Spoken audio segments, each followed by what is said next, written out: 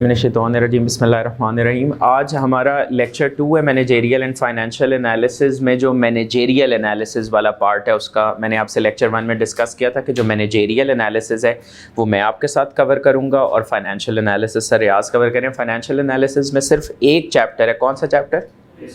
Risk management का। वो chapter सिर्फ थ्योरी वाला, interest rate risk, foreign currency risk, वो मेरे पास की बात नहीं है, वो सर रियाज करवाएंगे। मैं आपको सिर्फ देखें वही पढ़ाना चाहिए जो पढ़ा सकता हो बंदा। अच्छा, आज हम ना पूरे सिलेबस का एक मैप डिवाइस करेंगे ताकि हमारे ना दिमाग में एक स्केच हो, हमने क्या पढ़ना है, क्यों पढ़ना है, उसकी रियल वर्ल्ड से क्या सिग्निफिकेंस है। आपका पूरा सिलेबस मैं आपके पास बोर्ड पर प्लॉट कर दूंगा, लेकिन एक लॉजिकल सीक्वेंस में। लॉजिकल सीक्वेंस से मुराद है कि ऐसे नहीं होगा कि मैं अब एक तरीका तो ये हो सकता है कि मैं पूरा, बल्कि मेरे बिहाफ पे कोई पूरा बोर्ड पहले से ही भर देता। कराने का तो एक ये भी तरीका होता है कि यहाँ पर पूरा बोर्ड पहले से ही भरा हुआ होता और मैं आके इधर टेक्स्ट लगाता जाता कि ये एक इम्पोज्ड फॉर्म ऑफ लर्निंग है। कुछ लोग इस तरह से पढ़ाते हैं, but I strongly discourage that method. और ये रिसर्च की बेसिस पे मैं आपको बता रहा हूँ, ये रिसर्च है कि इस तरह का जो मेथड होता है ना, इसका मतलब है कि कोई आपको फोर्स कर रहे है कि डोंट थिंक आउटसाइड दिस, आप अपना विजन नैरो कर लें और इसी सीक्वेंस को फॉलो करें, तो आपकी कभी भी कॉन्सेप्चुअल डेवलपमेंट इस तरीके से नहीं हो सकती। इसको हम बेसिकली, इसके लिए एक वर्ड यूज होता है जो ट्रेनिंग के अंदर, इसको कहते हैं इम्पोज्ड लर्निंग। इम्पोज करना, जिस तरह नहीं आपने सुना फाइन इम्पोज करना, कानून इम्पोज करना, जबरदस्ती कि ये जो लिखा जा चुका है ना ये मिट नहीं सकता, ये ऐसे ही है, इसको अपने दिमाग में कुछ करके ऐसे ही ट्रांसफर करें। ये बात समझ में आ रही है? This is impose form of learning, a very ineffective way of learning, and so हम इस कॉन्सेप्ट को खुद से बिल्ड करेंगे, क्योंकि हम कोई रॉकेट साइंस नहीं पढ़ने जा रहे, हम कुछ बेसिक बिजनेस वर्ल्ड की चीज़ें इसमें कवर करनी है। तो कुछ आइडियाज़ आपके माइंड में पहले से ही हैं, मैंने सिर्फ उन आइडियाज़ को ना एक रूट देना है, एक चैनलाइज करना, एक स्ट्रक्चर। आपके थॉट्स शायद इस पॉइंट ऑफ टाइम पे ना थोड़े स्कैटर्ड होंगे, बिखरे हुए होंगे, मैं उनको एक थॉट प्रोसेस, एक स्ट्रक्चर दे दूंगा। सर कहानी शुरू कहां से होती है? आपका वैसे जो पोर्शन है वो क्या है? Managerial analysis. कुछ गेस कर सकते हैं इस टर्म से, इस वर्ड से, कि what do we mean by managerial analysis? Decision making, okay. Management, managerial analysis से management should be coming in your mind. और सर कोई और थॉट?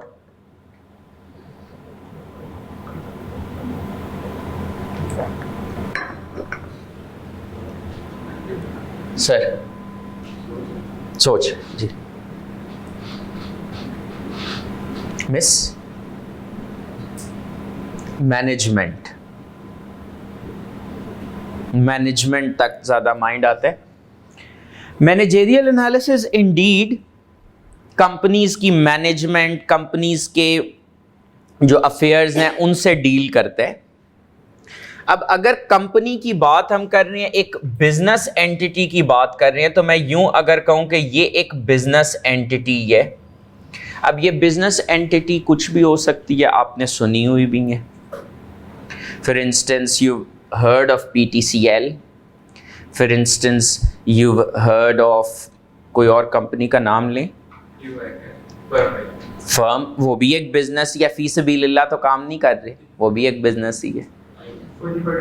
फौजी फर्टिलाइजर, फौजी सीमेंट, इंडस मोटर कंपनी, गाड़ियां जो बेचते हैं, ये सारी कंपनीज हैं, ये सारे बिजनेसेस हैं। इस पे तो इत्तेफाक है ना?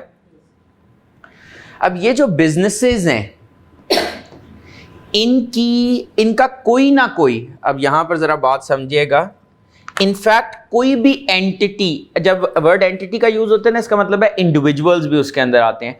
कोई किसी भी मैं एंटिटी की जब मिसाल लेता हूं तो उस एंटिटी का कोई ना कोई ऑब्जेक्टिव होते हैं?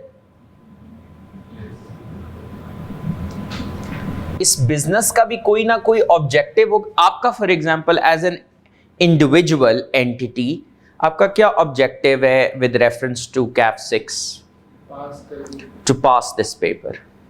ठीक है, इसका आपका मकसद बेसिकली जो ऑब्जेक्टिव है वो क्या है या एम क्या है? To pass the paper.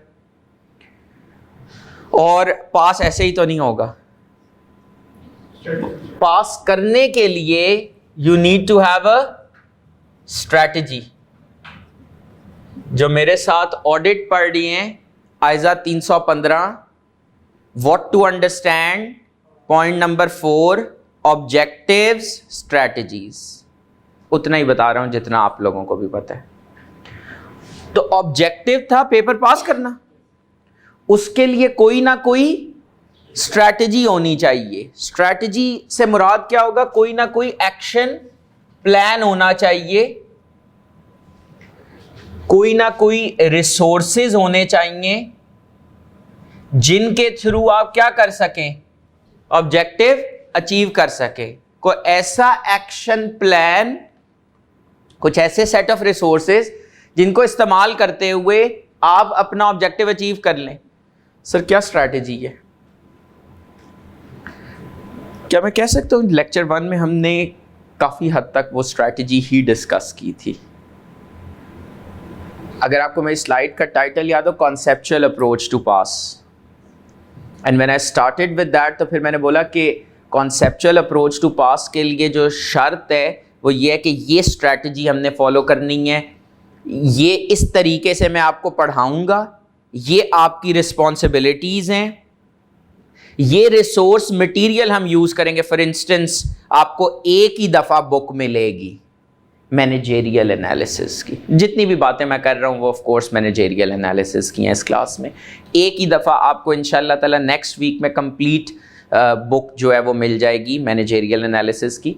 फिर हमने कहा ये नया पेपर है, क्वेश्चंस नहीं है, इतने ज़्यादा नहीं है, मतलब पास पेपर्स 2 पास पेपर्स हैं, एक मॉडल पेपर है, तो वी हैव जस्ट 3 पेपर्स। अगर आई कैप के तरफ से जो रिसोर्सेज अवेलेबल हैं उनको देखें तो 3 पेपर्स। फिर मैंने खुद के क्वेश्चंस जो इकट्ठे किए हैं सीए फाइनल से, आईसीएडब्ल्यू और एसीसीए से, वो बेसिकली एक रिसोर्स है, वो हम यूज़ कर रहे होंगे। फिर हमने बात की टेस्ट्स की, असाइनमेंट्स की, मॉक की। तो ये सारा एक पूरा एक्शन प्लान है, एक कॉम्प्रिहेंसिव एक्शन प्लान होना चाहिए जिसके थ्रू आप अपना ऑब्जेक्टिव अचीव करें। यहाँ तक बात समझ में आ रही है? अब एंटिटी का था ना, एंटिटी इंडिविजुअल भी हो सकता है, एंटिटी बिजनेस भी हो सकता है। तो ये जो बिजनेस एंटिटी है इसका भी इस तरह कोई ना कोई ऑब्जेक्टिव होता है। फॉर इंस्टेंस बहुत सी कंपनीज का आप सुनेंगे कि जी उनका ऑब्जेक्टिव क्या है, उनका ऑब्जेक्टिव क्या है कि they want to increase their market share. What do they want to do? They want to increase their market share. अच्छा, मैं जानबूझ के उस तरह की एग्जांपल्स और इस तरह के वर्ड्स यूज करूंगा जिनकी आगे आपके काम आए। मार्केट, एक कंपनी है वो अपना मार्केट शेयर बढ़ाना चाहती है। मार्केट शेयर, गुडविल इंक्रीज करना, अपनी गुडविल इंक्रीज करना। ओके,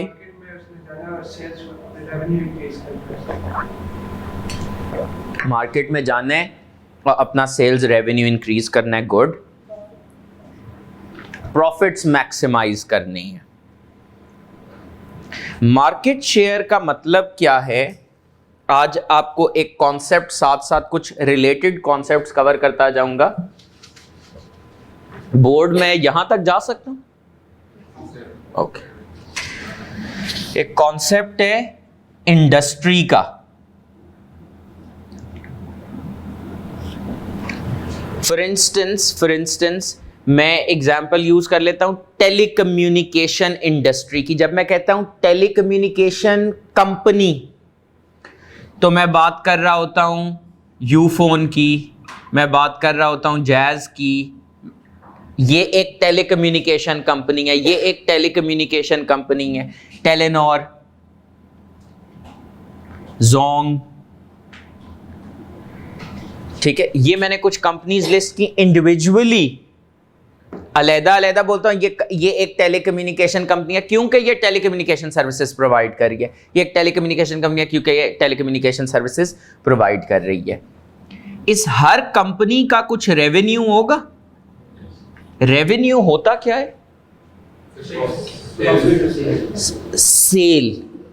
जो आपने फॉर इंस्टेंस आपने जाकर एक आइसक्रीम परचेज की, तो जो प्राइस आपने पे की है, that multiplied by the total units sold by that company, that organisation, वो उसका क्या है? रेवेन्यू है। वो उसका प्रॉफिट नहीं है, प्रॉफिट डिफरेंट है।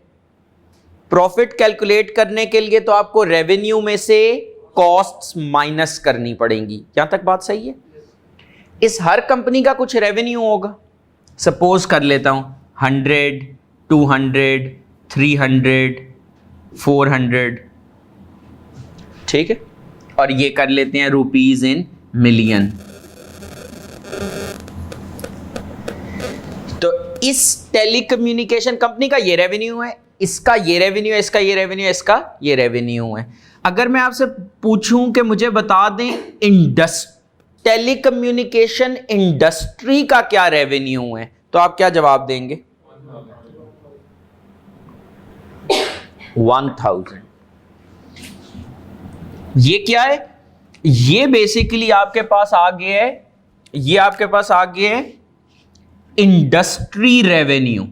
ये बात समझ में आ रही है?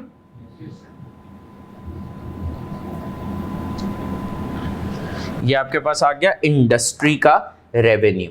अब मुझे एक चीज खाली बताएं, अगर मैं आपसे कहूं कि मुझे इन चारों कंपनीज का मार्केट शेयर बता दें, तो आप बता सकते हैं? बताएं। मार्केट शेयर 10%,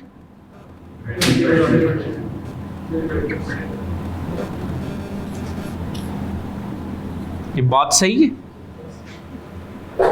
आप लोगों को तो मार्केट शेयर खुद ही ये पिक्चर देख के कॉन्सेप्ट मेरे ख्याल में 100% क्लियर हो गया। आपने ये 10% कैसे कैलकुलेट किया?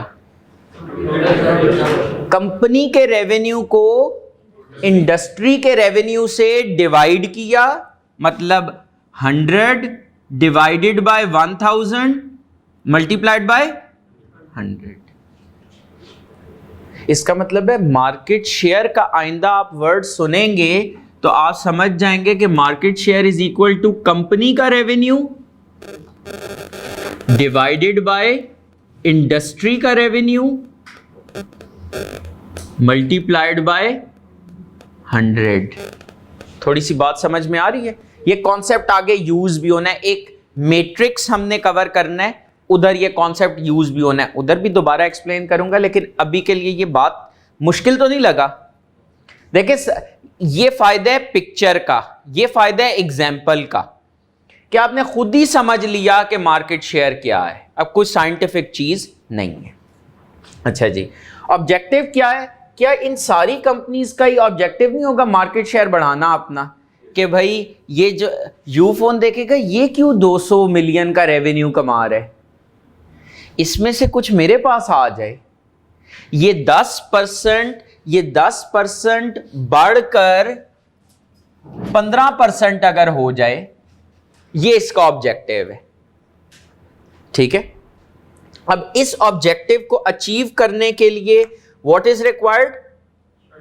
A strategy is required, an action plan is required, some resources are required ताकि ये ऑब्जेक्टिव अचीव हो जाए। अब स्ट्रैटेजी, इसका मतलब है कि स्ट्रैटेजी तो बनानी पड़ेगी। इससे सबक जो हमने सीखा वो ये है ना कि ये तो नहीं होगा कि मैं ऑब्जेक्टिव है, I need to have a strategy, but someone will have to develop a strategy. इन कंपनीज में डेडिकेटेड डिपार्टमेंट्स हैं बिजनेस स्ट्रैटेजी के ऊपर। ये जो कोर्स आप पढ़ने जा रहे हैं ना, इसके ऊपर डेडिकेटेड डिपार्टमेंट्स हैं। जिसमें चार्टर्ड अकाउंटेंट्स भी इन्वॉल्व हैं by the way, because a lot of people think कि ये चीज़ हमें क्यों पढ़ा रहे हैं, ये तो एक बीबीए या एमबीए के कोर्स से शायद ज़्यादा रिलेटेड है। पास्ट में क्या था कि चार्टर्ड अकाउंटेंट्स जो है ना वो नंबर्स में इन्वॉल्व थे और डिसीजन मेकिंग में उस तरह फ्रंट एंड पर नहीं थे। अब ये हो गया है कि now chartered accountants are directly involved in decision making, और डिसीजन मेकिंग सिर्फ नंबर्स से नहीं होती। आपको एक बेसिक रूल मैं सिखाता जाऊं, जब भी डिसीजन मेकिंग होती है, बल्कि शायद जब भी आपने डिसीजन मेकिंग, अगर कॉस्ट अकाउंटिंग में भी है डिसीजन मेकिंग, उसमें भी आपको आई एम श्योर पढ़ाया जाता होगा कि ये तो फाइनेंशियल साइड है। You also have to take in to account the non financial factors, और वो नॉन फाइनेंशियल फैक्टर्स बेसिकली आप यहां कवर करेंगे। तो स्ट्रैटेजी बनानी है, अगर स्ट्रैटेजी अगर डेवलप करनी है एक बिजनेस को, तो वो किस तरीके से डेवलप करनी है? स्ट्रैटेजी डेवलप करनी पड़ेगी ना, और स्ट्रैटेजी बनाई जाती है popularly using the strategic planning process, also known as the strategic management process.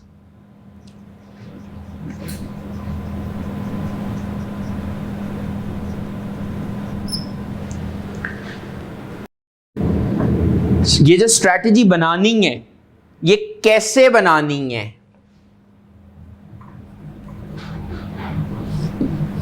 ये जो हाउ का जवाब है ना कि स्ट्रैटेजी कैसे बनानी है, वो बनानी है वाया दी स्ट्रेटेजिक प्लानिंग प्रोसेस और स्ट्रेटेजिक मैनेजमेंट प्रोसेस।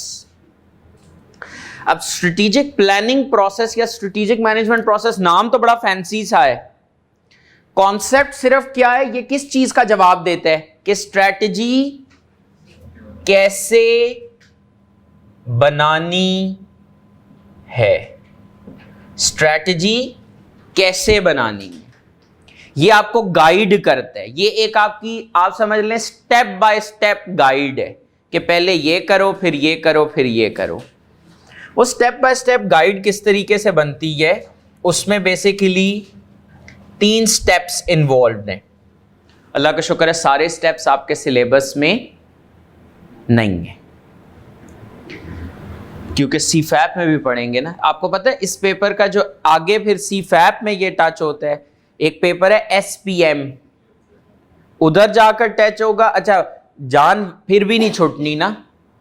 उसके बाद फिर आगे एक MSA2 है, उधर दोबारा टेस्ट करेंगे कि कोई भी अगर कमी पेशी रह गई है, वो नहीं था कंट्रोल रिस्क, मिसस्टेटमेंट्स आ रही हैं, तो पहला कंट्रोल है चेक करने का मैनेजेरियल एनालिसिस। वहां से निकल गए किसी तरह, कोई शॉर्टकट्स पॉपुलर है ना, SPM में पकड़े जाएंगे, वहां से निकल गए MSA2। तो एक अच्छा फिल्टर उन्होंने डेवलप किया हुआ है। स्ट्रैटेजी कैसे बनानी है सर? स्ट्रैटेजी बनाते हुए बेसिकली एक 3 स्टेप अप्रोच है।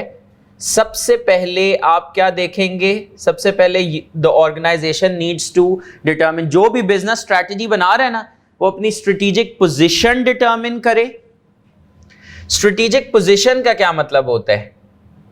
अगेन फैंसी नाम है, आसान अल्फाज में बिजनेस को अपनी करंट पोजीशन देखनी है। जब भी मैं स्ट्रैटेजी, आप जब पहुंचेंगे जनवरी में, 1 जनवरी को ना आंखें खुल जाती हैं कि भाई अब बात सचियों पे आ गई है, अब असल में पेपर मार्च में अटेम्प्ट करना है। मेरा ख्याल में आपका पेपर है 8 मार्च को, ठीक है, 8 मार्च को आपका पेपर है। अभी वैसे फाइनलाइज टाइम डेट शीट आनी है, लेकिन most probably 8 March is your exam day. तो अब आपको पता लग गया कि भाई 2 महीने रह गए हैं। फरवरी वैसे भी कितने दिन होते हैं? 28 दिन होते हैं, कभी कभी 29 भी होते हैं, लेकिन ये जो 2023 है इसमें 29 नहीं है। किस में होंगे 29? 24 में। और फिर 24 के बाद कब होंगे? 28 में। तो इसका मतलब है आप लोगों को तो वो 1 दिन एक्स्ट्रा नहीं मिल रहा, आपके पास तो जनवरी फरवरी है। तो सर बात समझ लें, उस टाइम पर ना आप एक सेल्फ असेसमेंट, एक क्लीन शीट ऑफ पेपर लेते हैं कि भाई अब स्ट्रैटेजी बनानी है इस पेपर को पास करने के लिए, ऐसा ही होता है ना। उसके लिए सबसे पहला काम जो आप अननोइंगली, आपको नहीं पता होता, कर आप यही रहे होते हैं, आप अपनी करंट पोजीशन डिटरमिन करते हैं कि अच्छा भाई 12 चैप्टर्स हैं तो ये एक चैप्टर तो आता है, इसको साइड पे कर दो, अपनी करंट पोजीशन। अच्छा, फिर उसके बाद आप एंटिसिपेट करते हैं कि जनवरी में शादियां कौन सी आ रही हैं, मजाक के अलावा। क्यों? क्योंकि वो डेज आपके पास पढ़ाई के लिए अवेलेबल नहीं। समझ आ रही? ये एक एक्सटर्नल एनवायरनमेंट, उनका कसूर है ना, उन्होंने क्यों उन दिनों में शादी रखी, देखना चाहिए था कि आपके पेपर हैं, लेकिन चले रख दी ना, सारे पूछ के नहीं रखते शादी, तो रख दी शादी। ये एक एक्सटर्नल फैक्टर आपको इंपैक्ट कर रहे। उसके बाद फिर आपने कहा कि आपने किसी अच्छी जगह पे कोर्स के लिए एनरोल हुए थे और उन्होंने आपको बताया कि भाई 31 जनवरी नहीं, से फॉर एग्जांपल मिसाल के तौर पे बता रहा हूँ, इसको सीरियस नहीं लेना, 15 जनवरी को कोर्स ख़त्म हो जाएगा। ऐसा भी हुआ एक दफ़ा कि 31 का वादा करके 15 को कोर्स ख़त्म। तो ये क्या, जब आपको ये बता दिया गया तो ये आपके लिए एक अपॉर्चुनिटी है कि चलो अब हमारे पास कुछ डेज और स्पेयर हो जाएंगे। फिर आप कहते हैं ये थ्योरी से तो वैसे ही मेरी जान जाती है, ये आपका अपना मसला है। ऑल्दो के of course we are going to help, I am suppose to and I am here to help you out on that, लेकिन ये एक आपका एक वो नहीं कहते कि एक लिमिटेशन है, एक वीकनेस है कि जी मुझे थ्योरी में मैं ज़रा स्ट्रगल करता हूँ। दिस इज़ अच्छा, ये दिस इज़ वेरी नॉर्मल। कुछ लोग ज़्यादा नंबर्स में कंफर्टेबल होते हैं, कुछ लोग ज़्यादा थियोरेटिकल सब्जेक्ट्स में कंफर्टेबल होते हैं, इसमें कोई मतलब वो नहीं है, बुराई नहीं है, नॉर्मल है। आपने अपनी करंट पोजीशन देख ली, अगर आप थोड़ा सा ये जो मैंने एग्जाम्पल्स दी इसको टेक्निकली एनालाइज करें तो आप अपनी स्ट्रेंथ्स, अपनी वीकनेसेस, अपनी अपॉर्चुनिटीज और थ्रेट्स को देख रहे थे। मतलब कुछ चीजें थी, आपने एक चैप्टर कवर किया हुआ है, ये आपकी स्ट्रेंथ है, स्ट्रेंथ ही है। मतलब अगर आप चाहते तो हो सकता है आप एक भी चैप्टर ना कवर करते, 2 महीनों में, 2.5 महीनों में एक चैप्टर। वीकनेसेस, थ्योरी से मसला है। अपॉर्चुनिटी, अच्छी जगह से कोर्स ले रहे थे तो जल्दी ख़त्म हो गया, क्योंकि इसमें आपका कोई कमाल नहीं है। अगर कोर्स जल्दी ख़त्म हो रहा है मेरे ख़्याल में, इसमें आप थ्रेट क्या है, शादी आ गई, या थ्रेट, अच्छा थ्रेट ये भी होता है खुदा ना ख्वास्ता इस्लामाबाद में स्पेसिफिकली वो थ्रेट ज़्यादा होता है। वो कौन से वाला थ्रेट होता है? पॉलिटिकल सिट-इन्स, धरना का जो फैक्टर है, तो वो भी आपकी पढ़ाई को बेसिकली इम्पैक्ट करता है। लेकिन आपको पता है कि मैनेजेरियल एनालिसिस में उस रिस्क को किस तरह से एड्रेस किया जाएगा। किसी को अगर कोई अनक्लियर हो तो प्लीज़ बताएं, ठीक है ना। ऑल्टरनेटिव्स अवेलेबल हैं, हम इंशाल्लाह उन चैनल्स को एक्सप्लोर करेंगे। तो सबसे पहले आप अपनी करंट पोजीशन देख लेते हैं। अच्छा, कोई भी बिजनेस ऑर्गेनाइजेशन को भी अगर आप देखें ना, क्योंकि ये तो अभी मैंने आपको आपकी मिसाल दी ना, अब ये एंटिटी यहाँ पर अभी मैंने आपको रखा हुआ था, अब इसको रिप्लेस कर देता हूँ किसी भी बिजनेस से। तो कोई भी बिजनेस जब अपनी स्ट्रैटेजी डेवलप करने जा रहे, तो उसने ये अपनी स्ट्रैटेजी कैसे डेवलप करनी है, through the strategic planning process. और उसमें सबसे पहले क्या देखना है, अपनी स्ट्रैटेजिक पोजीशन के मेरी करंट पोजीशन क्या है। मतलब ये बिजनेस क्या देखेगा, ये बिजनेस देखेगा कि internally with in the business मेरी क्या स्ट्रेंथ्स और वीकनेसेस हैं। ये मैंने स्ट्रेंथ्स और वीकनेसेस का इंटरनली, इस बात को कोई एक्सप्लेन कर सकता है मैंने इंटरनल क्यों इसे कहा है?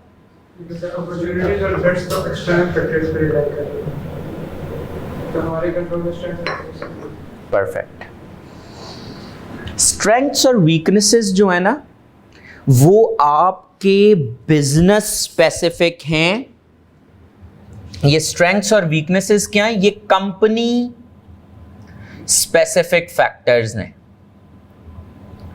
एक बिजनेस की क्या स्ट्रेंथ हो सकती है? अभी मैंने आपको इंडिविजुअल एग्जांपल्स दिए हैं, तो आप बिजनेस के पॉइंट ऑफ व्यू से एक बिजनेस की क्या स्ट्रेंथ हो सकती है? Think of a business. उसके एसेट्स, उसके एम्प्लॉइज भी उसकी स्ट्रेंथ हो सकते हैं। खास तौर पर जो आपके सर्विस बेस्ड बिजनेसेस हैं ना, उसमें खसूसी तौर पे मैन्युफैक्चरिंग बिजनेसेस के पास ना फिर भी एक कवर होता है कि एक क्वालिटी कंट्रोल डिपार्टमेंट है जो भी प्रोडक्ट मैन्युफैक्चरिंग बिजनेस क्या होता क्या है? जो कि रॉ मटेरियल यूज करके फैक्ट्री का बेसिकली बिजनेस आप समझ लें, मिल का बिजनेस, कि जिसमें रॉ मटेरियल का इस्तेमाल करके, जैसे टेक्सटाइल मिल है, रॉ मटेरियल इस्तेमाल करके उसके ऊपर प्रोसेसिंग करती हैं और उसको फिनिश्ड गुड्स में कन्वर्ट करते हैं। ये है मैन्युफैक्चरिंग बिजनेस। कुछ होते हैं सर्विस बिजनेसेस, जैसे फॉर एग्जांपल ये जो फर्म ऑफ चार्टर्ड अकाउंटेंट्स हैं, ये क्या है? ये सर्विस बिजनेसेस हैं। ये सर्विसेज प्रोवाइड कर रहे हैं ना, ऑडिट की सर्विसेज और कुछ और सर्विसेज प्रोवाइड कर रहे होते हैं, टैक्स की सर्विसेज प्रोवाइड कर रहे होते हैं, बिजनेस एडवाइजरी होता है मशवरे देना, कुछ मशवरे, कुछ रिकमेंडेटरी नेचर की सर्विसेज प्रोवाइड कर रहे होते हैं कंपनीज को। ये जो सर्विस बेस्ड बिजनेसेस है ना, इसमें employees can be a big strength और they can be a weakness. मैं इनिशियली मैंने पहले ACCA जब कंप्लीट किया था, उसके बाद वो अच्छे दौर थे, उस टाइम पर ICAP में CAF लेवल तक एग्जाम्शंस होती थी। तो जब ये इंटरव्यू वगैरह का प्रोसेस स्टार्ट हुआ ना, फर्म के इंडक्शन का प्रोसेस, तो मैं बड़ा हैरान हुआ। मैंने कहा ये हमें क्या पार्टनर हायर कर रहे हैं कि इतना रोबस्ट प्रोसेस है कि पहले आप अपने डॉक्यूमेंट सबमिट करें, पहले फोटोकॉपियाँ सबमिट करें, फिर आएँ ओरिजिनल डॉक्यूमेंट्स वेरीफाई करवाएं। अच्छा, फिर उसके बाद वो सारा प्रोसेस कर लिया जब कंप्लीट, तो उसके बाद वो एक फ़िल्टर लगाएंगे हमारे सारे डेटा को इस्तेमाल करते हुए, मतलब कि जी मैट्रिक में क्या नंबर थे, FA में क्या नंबर थे, आगे सारे वो नंबर्स को टोटल करके ACCA में क्या परफॉर्मेंस थी, उस सारे की बेसिस पे वो शॉर्ट लिस्टिंग करते हैं कि जी अब इनमें से किन लोगों को टेस्ट के लिए बुलाना है। सारे लोगों को टेस्ट के लिए भी नहीं बुलाना, टेस्ट भी चेक करने में टाइम लगता होगा, तो इस वजह से वो टेस्ट के लिए भी फ़िल्टर लगा रहे हैं। चलो टेस्ट हो गया, उसके बाद भी नहीं बात ख़त्म हो रही। पहले एक इंटरव्यू, पैनल इंटरव्यू, जिसमें आपके पास बेसिकली सीनियर मैनेजर या डायरेक्टर लेवल के लोग जो फर्म के हैं वो बैठे होंगे, वो आपको इंटरव्यू कर रहे होंगे, आपके टेक्निकल स्किल्स, आपके जो टेक्निकल नॉलेज है, आपके जो इंटरपर्सनल स्किल्स हैं, उन सारों को एक्सप्लोर कर रहे होंगे, वो आपको अच्छी तरह मतलब इवेल्युएट करेंगे। अच्छा, उसके बाद बस हो जाती? नहीं, बस नहीं हुई।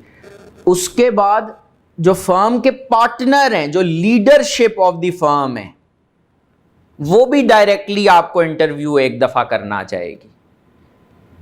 बात समझ में आ रही है? वो भी इवेल्युएट करेंगे। तो मैं सोचता था ये हायर क्या कर रही हैं जो ये इतना रोबस्ट प्रोसेस यूज़ कर रही है।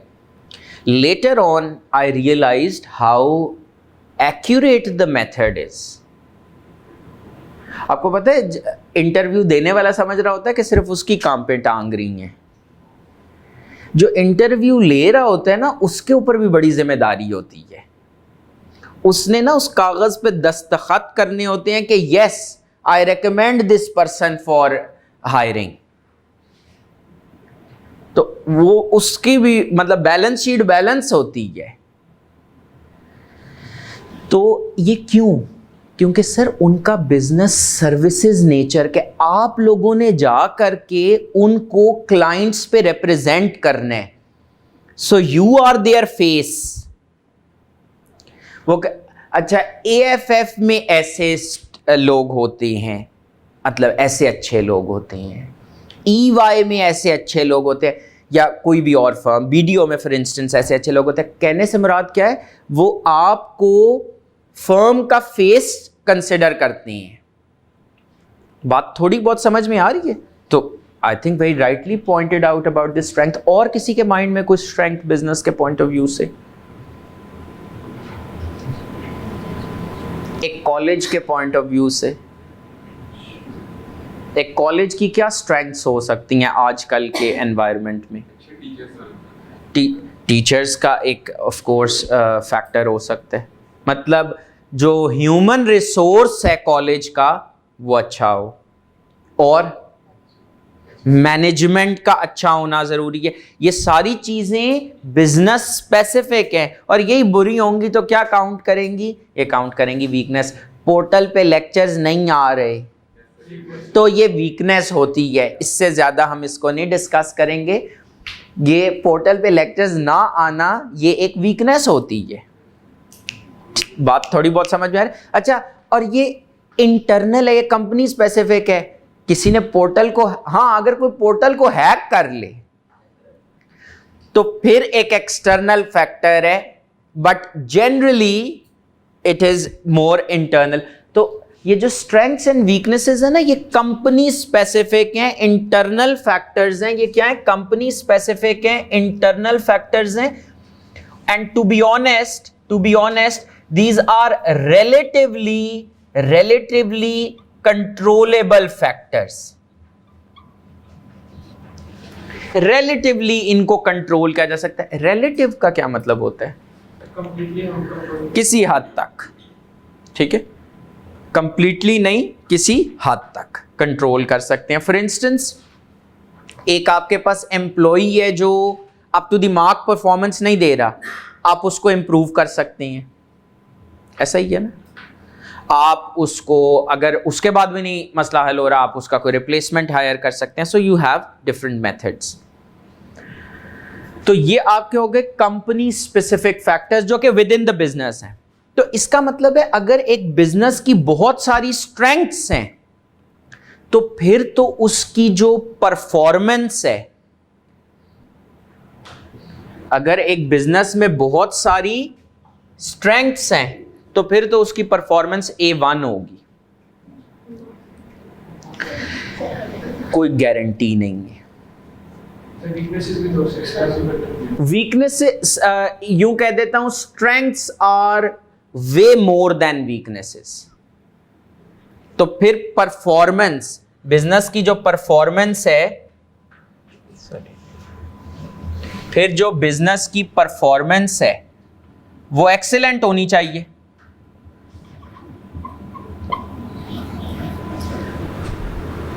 क्या ख्याल है?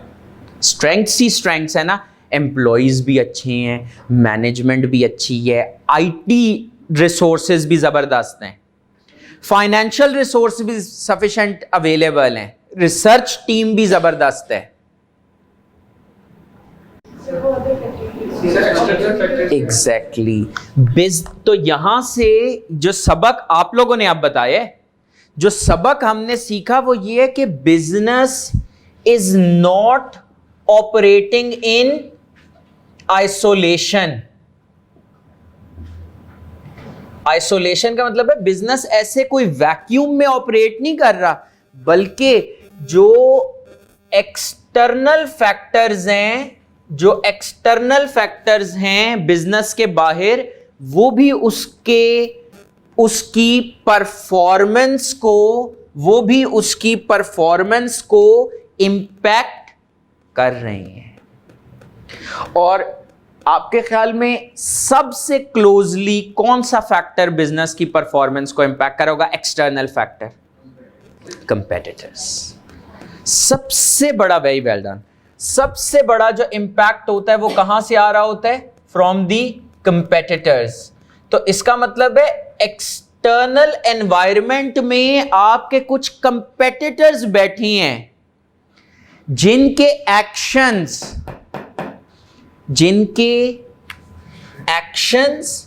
या बल्कि यूं कहूंगा जिनके एक्शंस या जिनके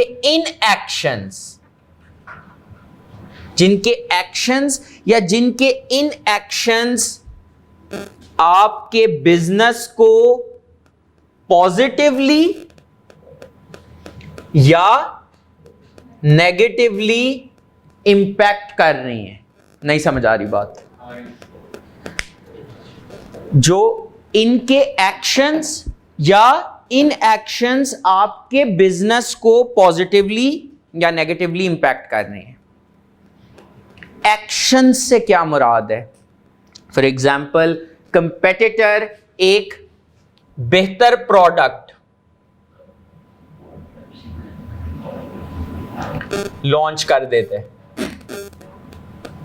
better product launched by competitor, आपकी प्रोडक्ट की सेल्स अफेक्ट होंगी। नोकिया, आप लोगों को तो शायद नहीं पता होगा, एक कंपनी होती थी, है भी। Nokia remained as a market leader for more than a decade. इस इलस्ट्रेशन में मुझे मार्केट लीडर बता सकते हैं? इस इलस्ट्रेशन के मुताबिक, वैसे रियलिटी शायद फर्क है। क्यों मार्केट लीडर आपने इसे कहा है? इसका हाईएस्ट मार्केट शेयर है। तो Nokia remained as a market leader for more than a decade. Decade का मतलब क्या होता है? 10 साल या उससे भी ज्यादा वो मार्केट लीडरशिप की पोजीशन पे रहा। उसने समझे मार्केट को कंट्रोल किया, मार्केट पे उसका होल्ड था। But then the competitors they came up with something जो कि कस्टमर्स को ज्यादा अट्रैक्टिव लगी। उसके सीईओ का एक इंटरव्यू था, उसमें उसने कहा we didn't do anything wrong but we lost. ये जो वो कह रहे हैं ना, we didn't do anything wrong, मतलब वो कह रहे हैं ये कोई हमारी स्ट्रेंथ्स वीकनेसेस से रिलेटेड बात नहीं है। मैं उसकी इस बात की तशरीह आपको करके बता रहा हूं। It was something that happened in the external environment, और the competitors were, you can say, more advanced.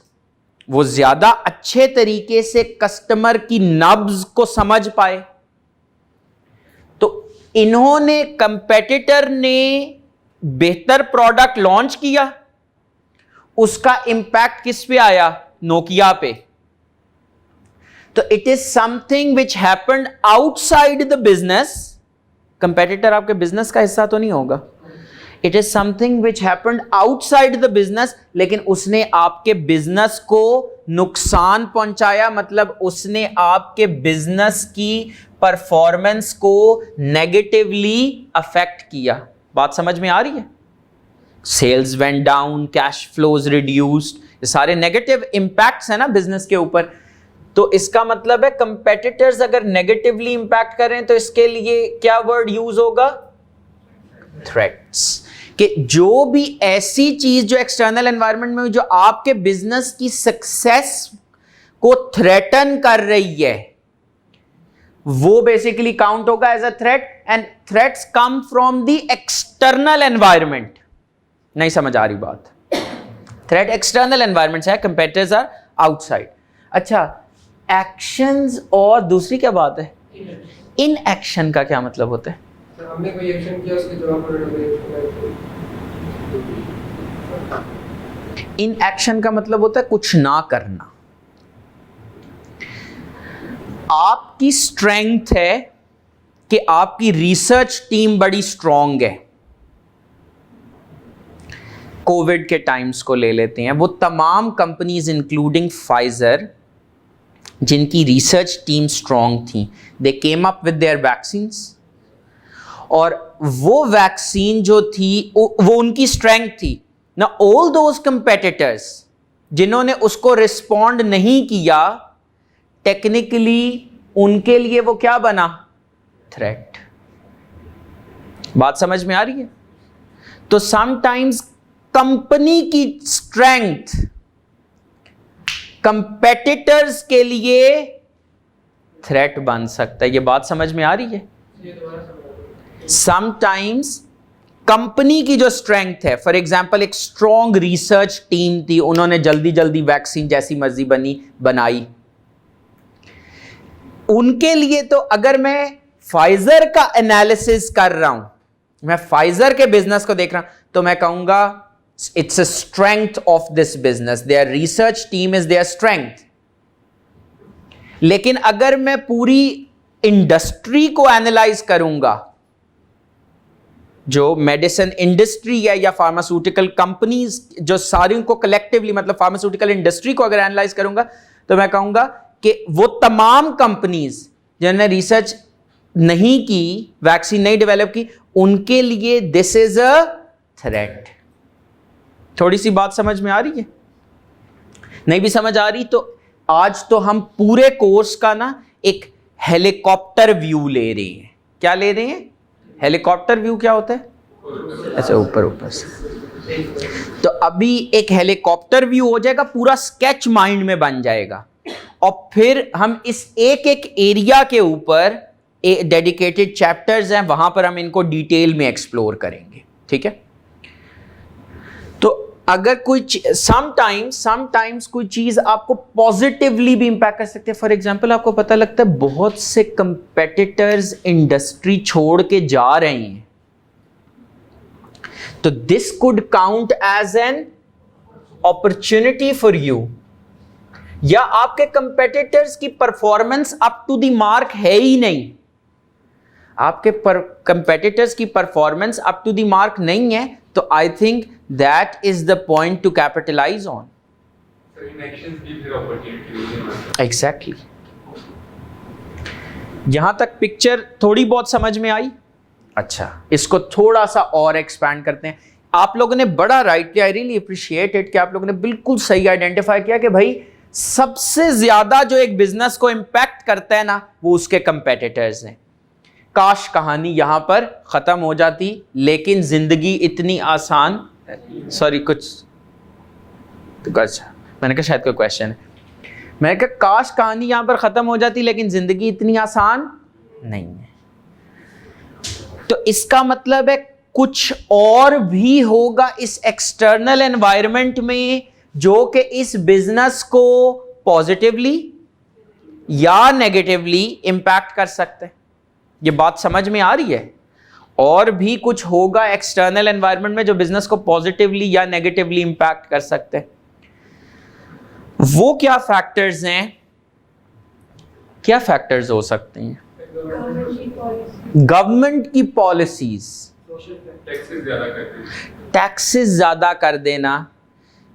अभी रिसेंटली जो आपकी all Pakistan textile mills association है, उन्होंने कितनी मिल्स के क्लोजर का बताया है, क्योंकि जो इलेक्ट्रिसिटी और गैस के टैरिफ्स हैं वो अनएक्सेप्टेबली हाई हैं, कॉस्ट ऑफ डूइंग बिजनेस बहुत ज़्यादा है। उन्होंने बिजनेस क्लोजर, अब वो क्लोजर हुआ, उसकी वजह से जो अनएम्प्लॉयमेंट क्रिएट हुई, उसकी वजह से जो एक्सपोर्ट लॉस हुआ, वो सारे फैक्टर्स फिर इमर्ज कर रहे होते हैं। अच्छा, क्या उन टेक्सटाइल मिलों की मशीनरी में डिफेक्ट था? तो मैं इसको वीकनेस कहूंगा या थ्रेट कहूंगा? ये थ्रेट है। This is a threat from the external environment that the prices are abnormally high. जो यूटिलिटीज की प्राइसेस हैं वो एबनॉर्मली हाई हैं, तो वो आपके बिजनेस को नेगेटिवली, आपके बिजनेस की परफॉर्मेंस को नेगेटिवली जरूर इंपैक्ट कर रहे हैं। तो इसका मतलब है, वेरी राइटली पॉइंटेड आउट कि जो आपके पॉलिटिकल फैक्टर्स हैं, जो आपका इकोनॉमी जिस तरीके से चल रही है, जिस तरीके से इकोनॉमी चल रही है, अगर आप गाड़ियां बनाने वाली कंपनियों को देखें तो उधर उन्होंने एक बेताशा वो रोना रो रहे हैं कि जी हमारी सेल्स का डिप हुआ। क्यों डिप होंगी, या स्पेशली अब इस टाइम में, क्योंकि देखिए रिसेशन का टाइम है ना। रिसेशन के टाइम में people don't have money to spend on luxuries. तो जो लग्जरी गुड्स कंसिडर होते हैं, जैसे फॉर एग्जांपल कोई हाई फाई किस्म की गाड़ी जो है वो एक लग्जरी कंसिडर होगी, तो ऐसे प्रोडक्ट्स की डिमांड रिड्यूस होगी। क्या उनके पास मशीनरी अवेलेबल नहीं है टू प्रोड्यूस? नहीं। क्या उनके पास स्टाफ अवेलेबल नहीं है? Internally all is well in their business. It's the economy, it's outside the business के इकोनॉमिक क्लाइमेट अच्छा नहीं है, माशी हालात अच्छे नहीं है, साजगार नहीं है। थिंक ऑफ अ कंपनी जो के, थिंक ऑफ दिस कंपनी जो के हाईली गियर्ड है। What do you mean by a highly geared company? Debt से फाइनेंस किया अपनी company. Very good, very good. जहां पर डेट फाइनेंसिंग बड़ा पोर्शन है आपके कैपिटल स्ट्रक्चर में।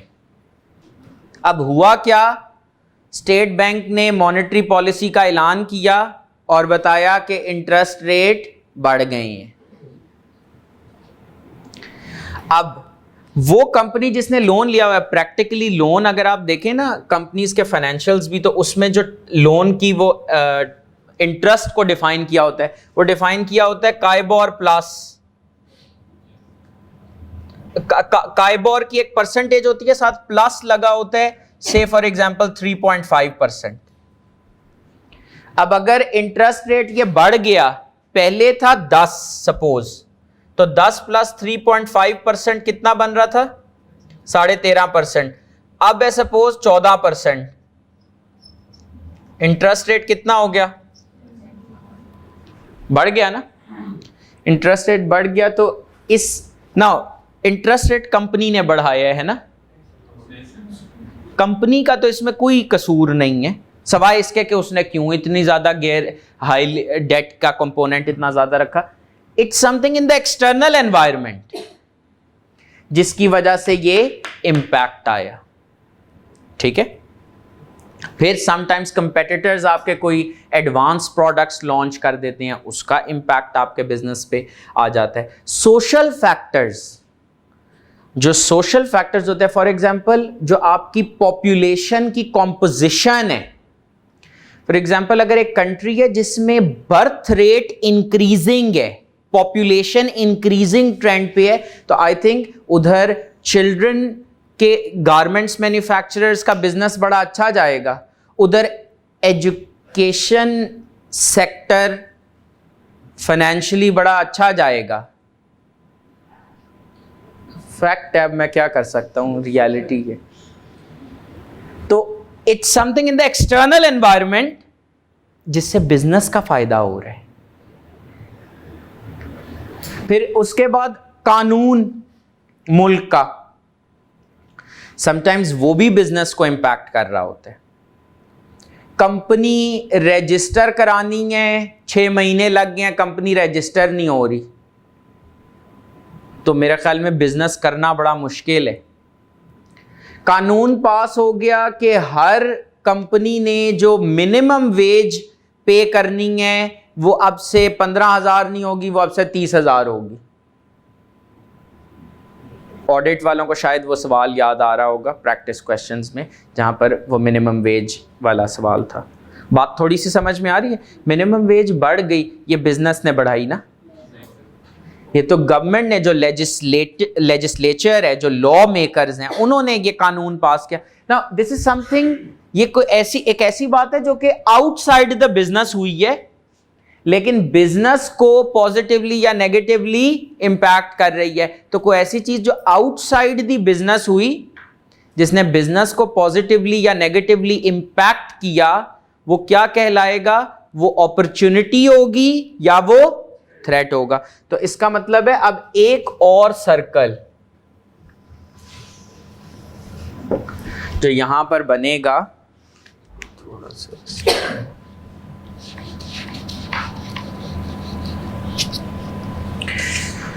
जो एक और सर्कल इधर बनेगा, वो बेसिकली है मैक्रो एनवायरनमेंट। ये जो हमने डिफरेंट फैक्टर्स डिस्कस किए हैं ना,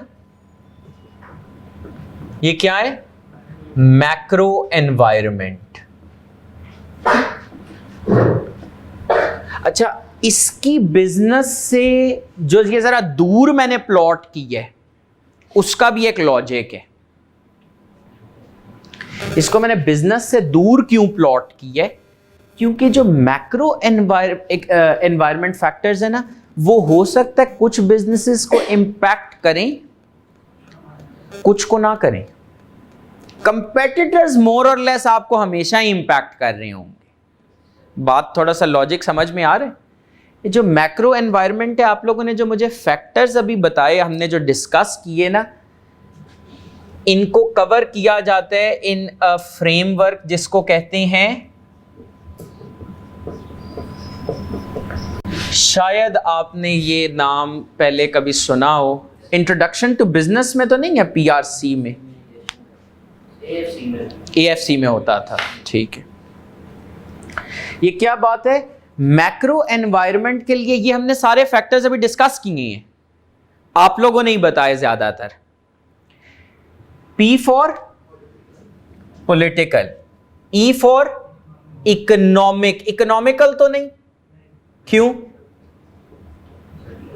पॉलिटिकल में तो आपने पूरा पॉलिटिकल बोला है, तो इकोनॉमिक कल क्यों नहीं?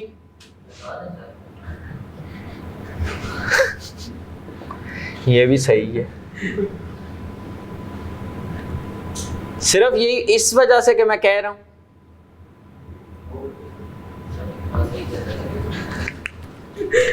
हाँ, मैं तो इस वजह से ही कह रहा था कि एक जैसा लगे, लेकिन आपने सुना है ना, ये क्या लिखा हुआ है? गलत लिखे, मैं डाल देता हूं।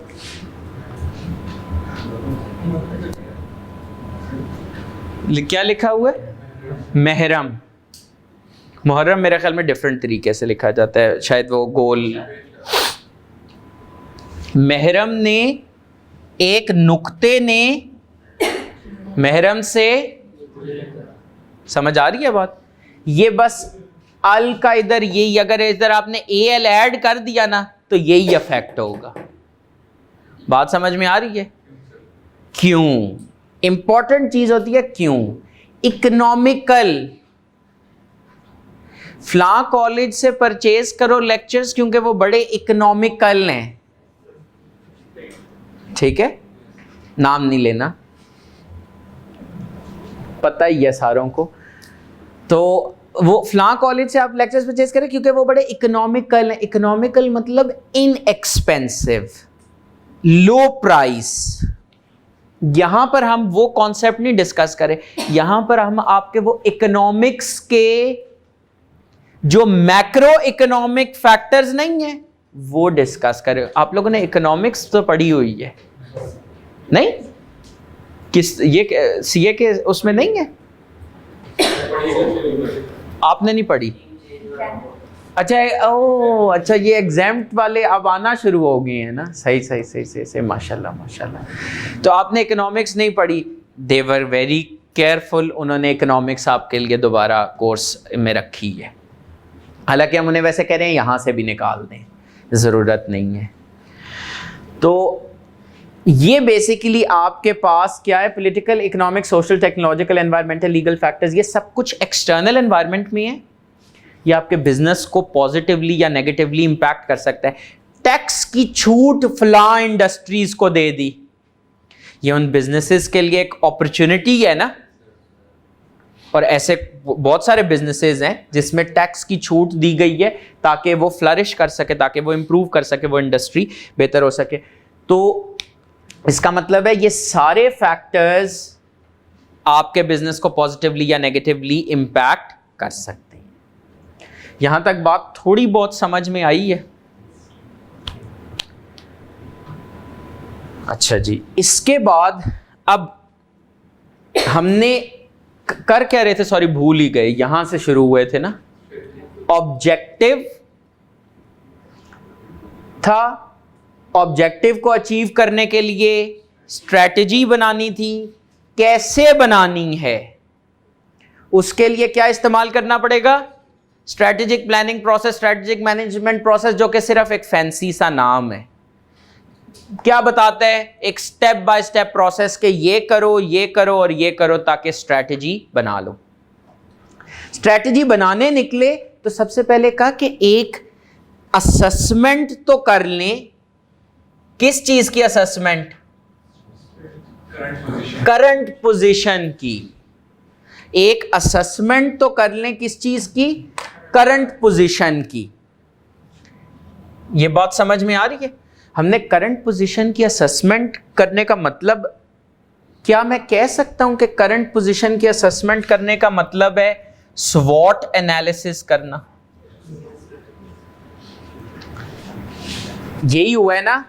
SWOT OT, बैठ रही है बात? तो अफेक्टिवली स्ट्रेटेजिक पोजीशन मतलब करंट पोजीशन का को असेस करने से मुराद है बिजनेस का स्वॉट एनालिसिस करना, जिसमें ये क्या है, internal factors, company specific factors, और ये क्या है, एक्सटर्नल फैक्टर्स। ये हैं आपके पास एक्सटर्नल फैक्टर्स। एक्सटर्नल फैक्टर्स के बारे में कह सकता हूं कि they are either industry specific और macro factors outside the industry. क्या कह सकता हूं कि ये फैक्टर्स बिजनेस के कंट्रोल से बाहर हैं? सब्सटैंशियली ये फैक्टर्स बिजनेस के कंट्रोल से बाहर हैं। तो ये आपके पास एक थोड़ा सा एलिमेंट होता है, जिस तरह आपने देखा बिजनेसेस फिर गवर्नमेंट को डिफरेंट तरीकों से प्रेशराइज भी कर रहे होते हैं। ये आजकल इस्लामाबाद में अब तो आई थिंक वो ओवर हो गया, लेकिन ये कि वो इम्पैक्ट आपने देखा ना, तो वो अपनी हमारी मांगें पूरी करो, तो वो उनको परसुएट कर रहे होते हैं, कन्विंस कर रहे होते हैं। इसलिए words, thank you for this question, ये कौन से, और ये आपके सिलेबस में है, आगे जब हम पढ़ेंगे ये आपके सिलेबस में भी है कि बिजनेसेस कैसे वो पॉलिटिकल डिसीजंस को इन्फ्लुएंस कर रहे होते हैं। तो स्ट्रेंथ्स, वीकनेसेस, अपॉर्चुनिटीज, थ्रेट्स, यहाँ तक हमने एक बात जो है वो समझ ली। तो यहाँ पर हमारा जो कॉन्सेप्ट बन रहा है वो क्या बन रहा है, स्ट्रेटेजिक पोजीशन का। अच्छा, इसके बाद अब जो बताने लगा हूं ना, ये सिर्फ for the sake of completeness है, क्विकली वन लाइनर बताऊंगा, क्योंकि वो आपके सिलेबस में जब है नहीं तो मैंने आउट ऑफ सिलेबस आपको पढ़ाना नहीं है। आपने अपनी करंट पोजीशन डिटरमिन कर ली, उसके बाद आप देखते हैं कि मेरे पास क्या क्या ऑप्शंस अवेलेबल हैं, मतलब मैं किन मार्केट्स में ऑपरेट कर सकता हूं, कौन से प्रोडक्ट्स बेच सकता हूं, किन कंट्रीज में फॉर एग्जांपल अपने प्रोडक्ट्स सेल कर सकता हूं, मेरा बेसिस ऑफ कंपटीशन क्या होगा, क्या मैंने सस्ती प्राइस पे बेचना है या बेहतर क्वालिटी का प्रोडक्ट बेचना है। ये सारे जो ऑप्शंस हैं आपके पास, दो ऑप्शंस हैं ना, दो तरह के कॉलेजेस हैं, एक कॉस्ट और एक क्वालिटी। तो वो दोनों का बेसिस ऑफ कंपटीशन फर्क है। स्ट्रेटेजिक ऑप्शंस, आपके पास जो डिफरेंट ऑप्शंस थी, इनमें से आपने चूज करना होता है, इनमें से आपने चूज करना होता है कि हम किस ऑप्शन की तरफ जाएंगे। जब आपने वो ऑप्शन चूज कर ली तो नेक्स्ट क्या है, स्ट्रेटेजी इन एक्शन, मतलब स्ट्रेटेजी को इंप्लीमेंट करना, उस पर अमल दरामद।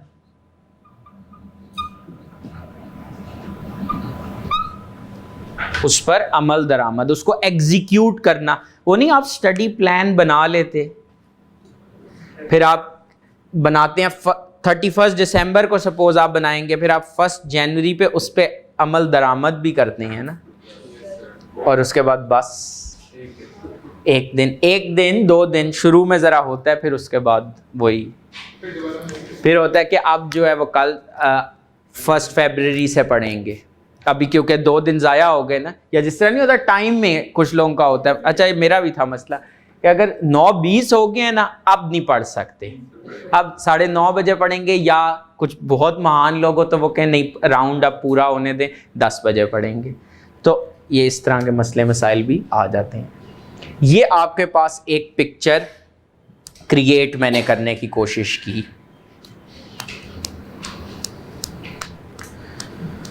थोड़ा बहुत स्केच बन रहे, मतलब कि हम एक्चुअली पढ़ने क्या जा रहे हैं, और एक लॉजिकल फ्लो, मतलब ऐसा तो नहीं ये, अच्छा ये सारा कुछ पहले से भी बनाया जा सकता है ना, लेकिन फिर समझ कुछ नहीं आएगा। खैर अब भी नहीं आ रहा, लेकिन उस टाइम तो बिल्कुल ही नहीं कुछ समझ आएगा। ठीक है, अच्छा अब बिजनेस ने ना जगह जगह पर यहाँ पर डिसीजन मेकिंग करनी होती है।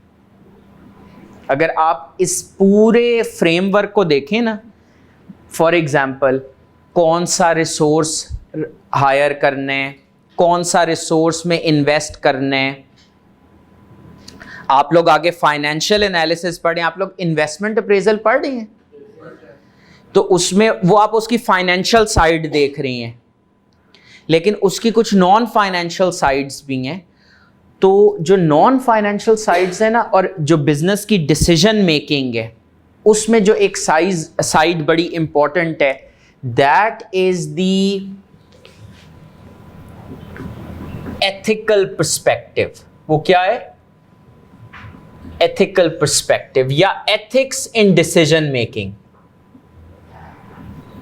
Ethics in decision making.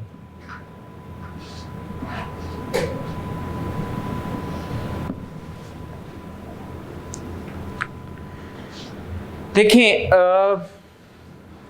Ethics in decision making, for example business ने का अल्टीमेटली तो ऑब्जेक्टिव है ना अपनी परफॉर्मेंस इनहैंस करना।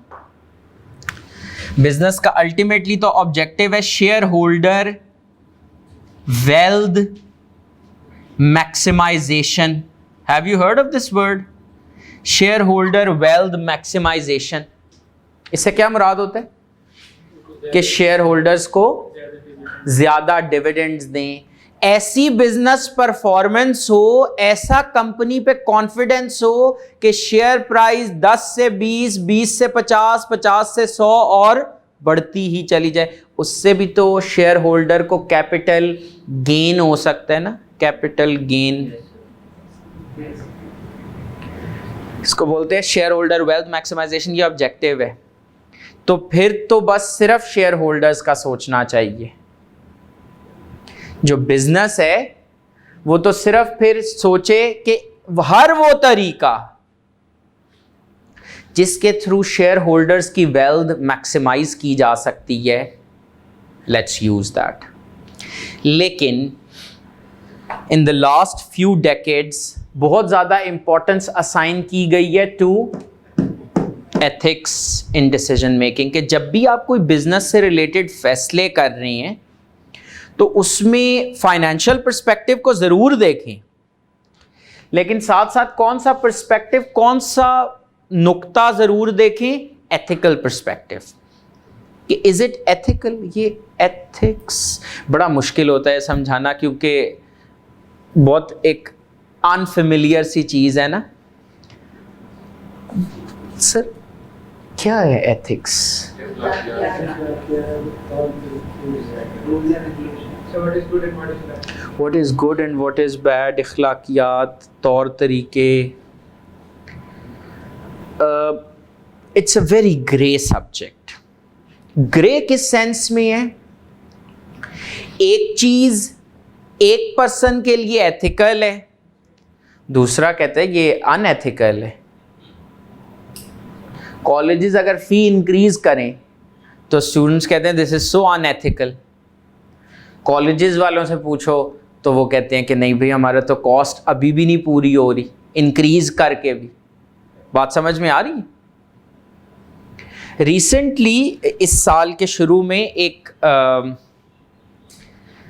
किसी ब्रांड की प्रमोशन थी, उसमें उन्होंने एक मॉडल को हायर किया था और कुछ इस तरह का इंसिडेंट हुआ कि शायद the model misbehaved with some of their staff members. जिस ब्रांड ने उन्हें हायर किया था ना, उनके शायद किसी स्टाफ मेंबर से मिसबिहेव किया। नाउ आपको पता है सोशल मीडिया, दिस वेंट, वो जो मिसबिहेवियर था ना, that went public.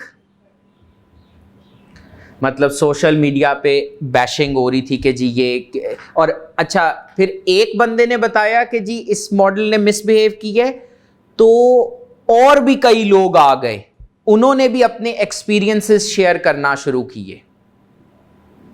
I think ये छोटी ईद से ना कहीं आसपास हुआ था, प्रॉब्ली अप्रैल में।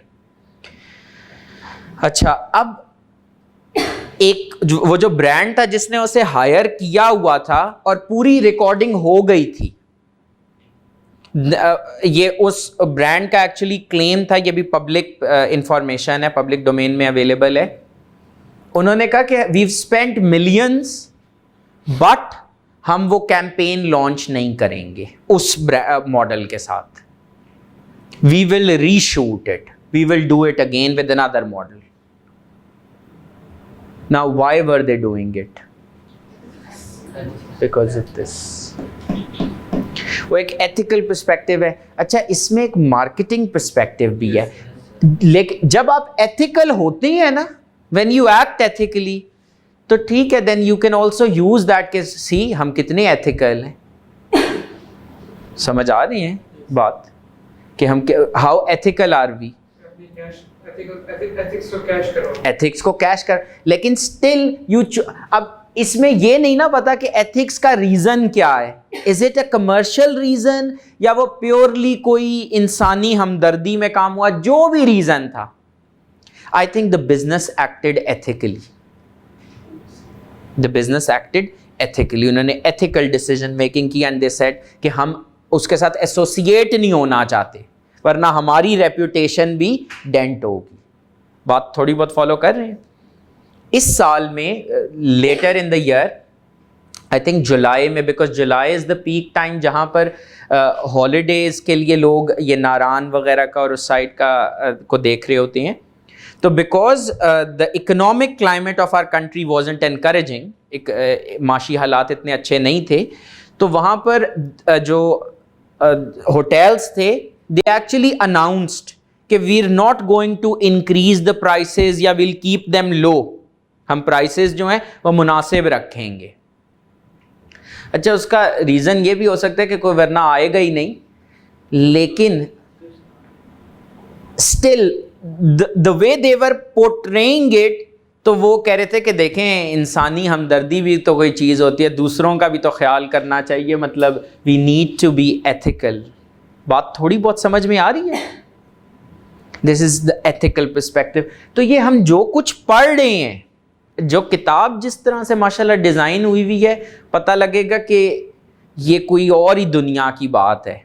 जो आई कैप का स्टडी टेक्स्ट से मेरी मुराद है. मैं आपको जो मैं आपको स्टडी मटेरियल दूंगा वो आई कैप की स्टडी टेक्स्ट से इंस्पिरेशन है, लेकिन it is in a structured form. मतलब वो उतना है जितना ज़रूरत है. ठीक है ना? तो उसमें आपको एक पूरा फ्लो, ये जो फ्लो पूरा बताया है ना, इसका मकसद ये है कि whatever you're studying, it is directly related to the real world. That's what's happening in the real world. मैंने आपके साथ आई थिंक काफ़ी सारी एग्जाम्पल्स, रियल वर्ल्ड एग्जाम्पल्स जिनसे आप भी रिलेट कर सकते थे, वो शेयर की हैं ताकि आप कनेक्ट कर पाएँ कि चीज़ें किस तरीके से ऑपरेट कर रही हैं. तो यहाँ पर आकर के आपका बेसिकली, अब मैं अगर आपको ग्रिड पर लेके जाऊँ आपकी, तो आपके पेपर में अगर आपको याद हो 3 ग्रिड्स थी. मैनेजेरियल एनालिसिस के पेपर में जो लेक्चर 1 में मैंने कवर की थी, मैं आपको कवर करवा रहा हूँ कौन सी ग्रिड? ग्रिड ए, जो कि क्या है? Managerial analysis. मेरे साथ आप लोग कवर करेंगे ग्रिड ए.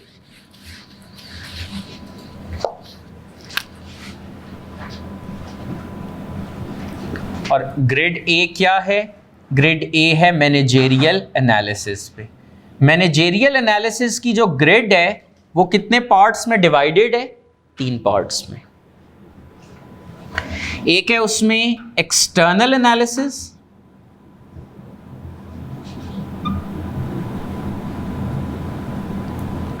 एक है उसमें इंटरनल एनालिसिस,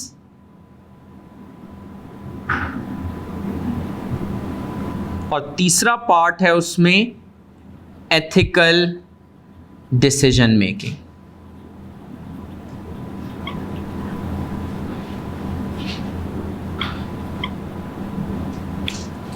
ठीक हो गई? ये 3 पार्ट्स हैं. ये सारे के सारे पार्ट्स का जो प्रोफिशिएंसी और टेस्टिंग लेवल है वो क्या है?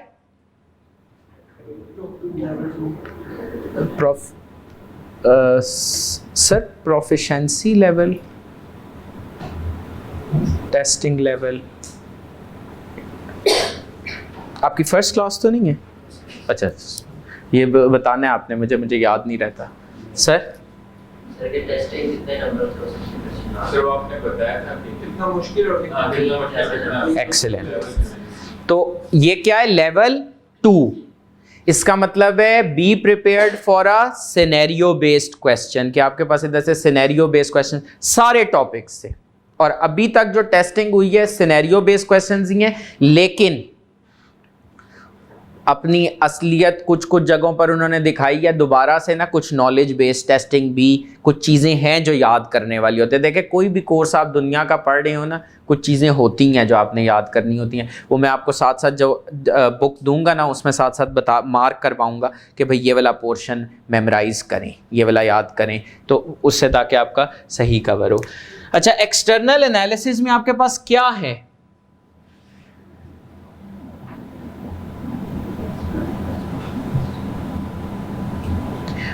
एक चीज इसमें नहीं है, ये वाला ई है ना, ये आपके सिलेबस में नहीं है। ये कौन सा ई है? एनवायरमेंटल। एनवायरमेंटल फैक्टर्स भी एक्चुअली बिजनेस को इम्पैक्ट कर रहे होते हैं। सॉरी, इलेक्ट्रिक कार वगैरह वाला जो है, exactly, this is a move towards it. तो आपके जो एक्सटर्नल फैक्टर्स हैं उसमें आपके पास ये क्या हैं? ये मैक्रो एनवायरनमेंट फैक्टर्स हैं जो कि कवर होते हैं। और क्या है आपके सिलेबस में?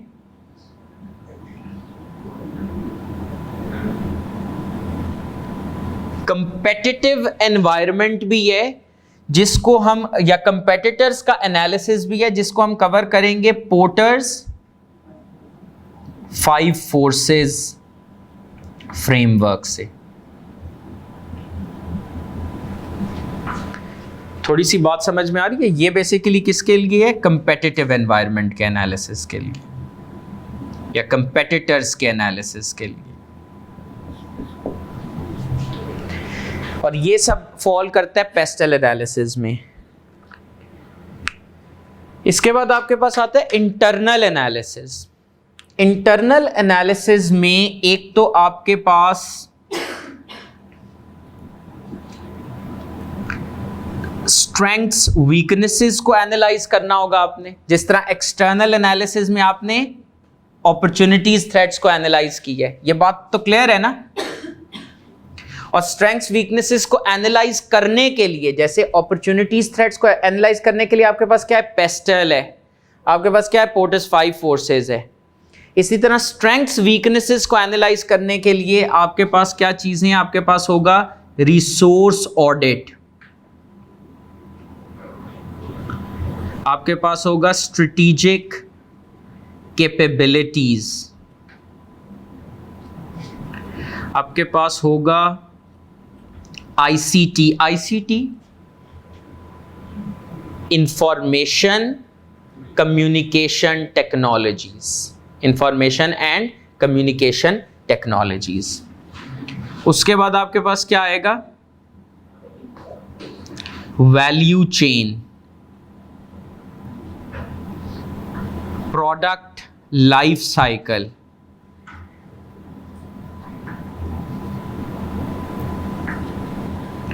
BCG matrix. ये एंड तक आ रहे हैं, यहां तक पोर्शन? ओके।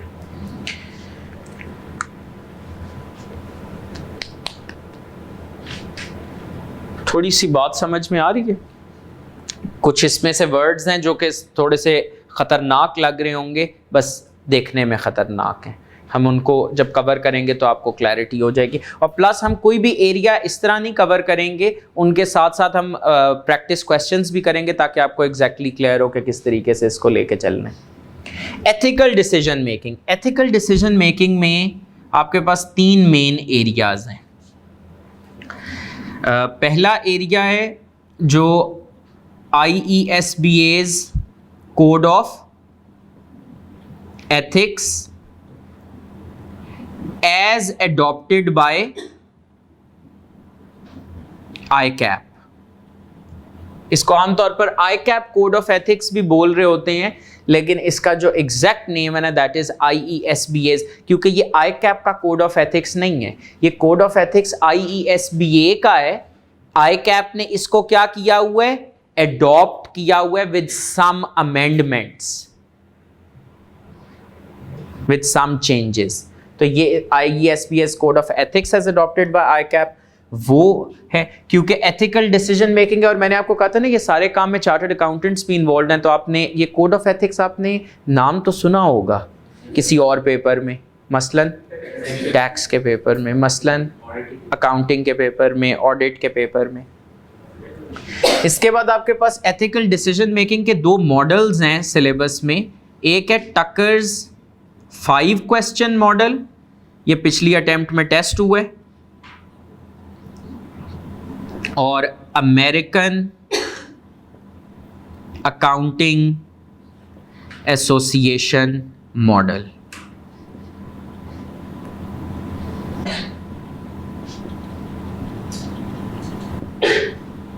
ठीक हो गई बात।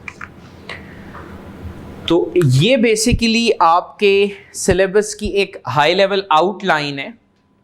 अच्छा, just to keep my book aligned with the ICAP study text, chapter numbers मैंने वही रिटेन किए हैं जो आपके ICAP के स्टडी टेक्स्ट किए हैं, ठीक है, ताकि आप उसके साथ रेकंसाइल भी कर सकें, रिलेट भी कर सकें।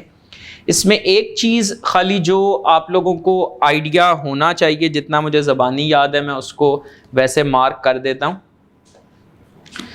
ये कहाँ कहाँ पर है, ये किस तरीके से आपकी बुक में पूरा सिलेबस जो है वो कवर हुआ है। आपके पास एक पूरा चैप्टर है माशाल्लाह से पॉलिटिकल फैक्टर्स के ऊपर, जो आपकी बुक का चैप्टर 1 है, दैट इज पॉलिटिकल फैक्टर्स। जो आपकी बुक का चैप्टर 2 है, दैट इज इकोनॉमिक फैक्टर्स। जो आपकी बुक का चैप्टर 3 है, that is social and legal factors. अच्छा, जो आपकी बुक का चैप्टर 4 है, अक्सर लोग उसको कंफ्यूज करते हैं कि वो टेक्नोलॉजी ये वाला है। आपने टेक्नोलॉजी में एक मेरे से सवाल नहीं पूछा। यहां पर भी टेक्नोलॉजी है और यहां पर भी टेक्नोलॉजी है, ये क्या खेल है? एक इंटरनल है, एक एक्सटर्नल है। आपकी in house technological resources strong है, ये आपकी स्ट्रेंथ है। एक्सटर्नल एनवायरनमेंट में कंपेटिटर फॉर एग्जांपल कोई बेहतर टेक्नोलॉजी लेके आ रहा है, तो एक्सटर्नल एनवायरनमेंट में कुछ ऐसा हुआ है जो कि आपके बिजनेस को नेगेटिवली इंपैक्ट करे, तो आपके लिए वो एक थ्रेट है। बात समझ में आ रही है? तो जो आपकी बुक में चैप्टर 4 है ना, वो एक्चुअली कंपनी स्पेसिफिक जो इंफॉर्मेशन एंड कम्युनिकेशन टेक्नोलॉजीज हैं उससे डील कर रहे हैं। जो चैप्टर 5 है वो डील कर रहे हैं जो एक्सटर्नल वाला है। अच्छा, इसके बाद एक दरमियान में उन्होंने ना चैप्टर 6 इंक्लूड की है। चैप्टर 6 है चैप्टर 1 टू चैप्टर 5 की एग्जाम्पल्स। बहुत ही कोई पुअरली ड्राफ्टेड, उससे मतलब अच्छी ड्राफ्टिंग हो नहीं सकती थी, बिल्कुल मतलब बेकार चैप्टर है, लेकिन छोड़ेंगे हम कुछ नहीं, कवर हमने सारा करना है। उसको उस डेप्थ में मैं आपको ज़रूर कवर कराऊंगा जो पेपर पॉइंट ऑफ व्यू से रेलेवेंट है। Basically we are in contact with ICAP over the study text के इसको किस तरह से, मतलब जो इसमें गैप्स हैं उनको किस तरीके से ब्रिज करना है। यहाँ तक बात चैप्टर 5 तक हो गए। और चैप्टर 6 क्या है? एग्जाम्पल्स, इन्हीं की चैप्टर 1 टू चैप्टर 5 की, chapter examples of chapter 1 to 5, कोई 5-6 पेजेस का चैप्टर है टोटल। अच्छा, इसके बाद आपके पास आ जाता है चैप्टर 7, ठीक है। चैप्टर 7 में आपके पास कंपेटिटिव फोर्सेस हैं, ये पोर्टर्स 5 फोर्सेस हैं। उसके अलावा product life cycle, BCG matrix, ये वाले भी कॉन्सेप्ट उसने इसी के अंदर इंक्लूड किए हुए हैं, ठीक है। इसके बाद आपके पास आ जाता है चैप्टर 8। ये सब कुछ और कुछ 2-2 रुपए के और टॉपिक्स वो उसके अंदर इंक्लूडेड हैं, वो है आपका चैप्टर 8, ये और चैप्टर 8 क्योंकि चैप्टर 8 का नाम ही इंटरनल एनालिसिस है, उसमें ना उसने फिर ये SWOT को भी कंबाइन करके बताया है। ये थोड़ी बहुत बात समझ में आ रही है?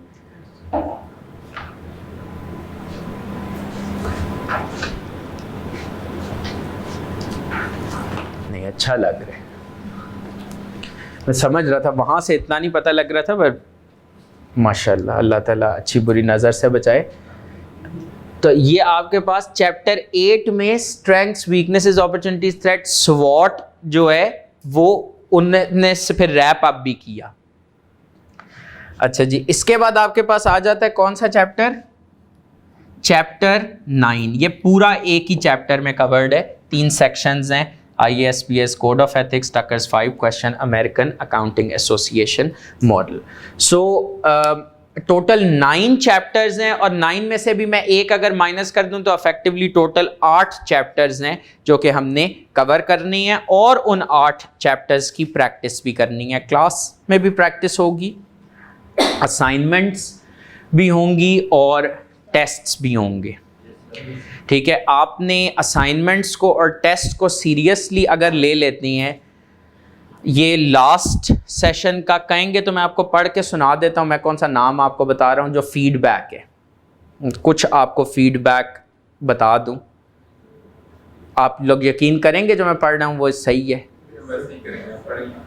ना पढ़ूँ? नहीं, देखिए, written is more reliable than oral. Audit में आप इंशाल्लाह ताला आएंगे ना।